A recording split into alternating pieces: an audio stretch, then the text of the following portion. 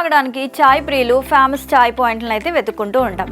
Fancy tea కప్పులు, tea పాట్ల కోసం కూడా చూస్తుంటారట. అలాంటిదే ఇక్కడ ఒక అందమైన టీ పాట్ ఉంది. ఇది ప్రపంచంలోనే అత్యంత ఖరీదైన టీ పాట్గా ప్రసిద్ధి చెందింది.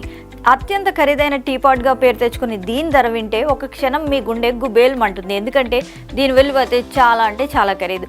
ఈ అందమైన టీ పాట్ను ది ఈగోయిస్ట్ అని పిలుస్తారు. దీని ధర చాలా ఎక్కువ.